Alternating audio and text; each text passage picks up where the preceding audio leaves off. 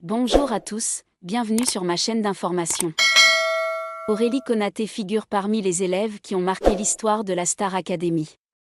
Alors que l'émission va faire son grand retour sur TF1, c'est l'occasion de découvrir que la jeune femme ne s'est pas uniquement imposée dans le monde de la musique et devant les écrans. Elle s'est aussi construit une expérience dans le doublage. Avec le retour du célèbre télécrochet Star Academy prévu le 12 octobre prochain, difficile de ne pas mentionner les élèves qui sont parvenus à se faire une place dans le monde artistique après leur passage au sein du château de Damary-Lélis. Parmi eux, Aurélie Konaté. Nous sommes en 2001 quand elle participe à la 2e édition de la Star Academy.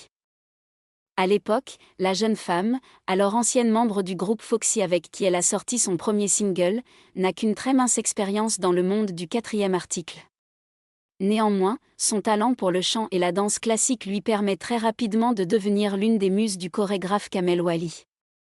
Lors des primes, le célèbre professeur de danse permet à Aurélie Konaté de réaliser des tableaux impressionnants face aux téléspectateurs.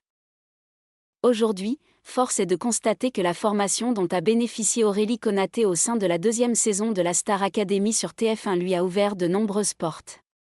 Celle qui avait au départ un groupe, un trio de filles, a réussi à décrocher des contrats solos.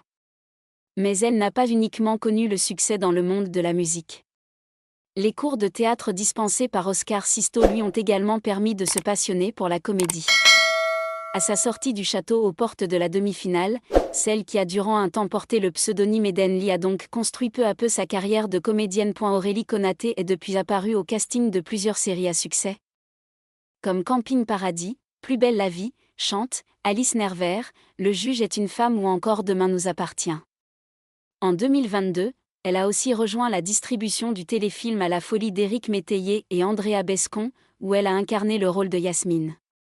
En 2017, elle incarne le rôle de Pivoine dans le court-métrage La Rose et la Pivoine de Sébastien Azzopardi.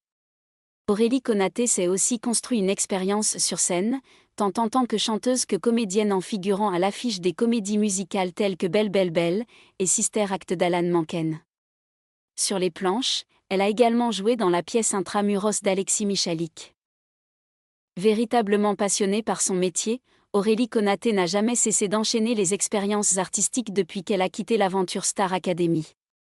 Celle qui n'a jamais caché son admiration pour Aretha Franklin et Michael Jackson s'est aussi imposée dans le doublage, travaillant sur plusieurs dizaines de films depuis ses débuts de carrière. Les amateurs de cinéma ont d'ailleurs entendu sa voix dans Glace Oignon, une histoire à couteau tiré, au sein duquel elle doublait le personnage incarné par Janelle Monáe, l'un des rôles principaux.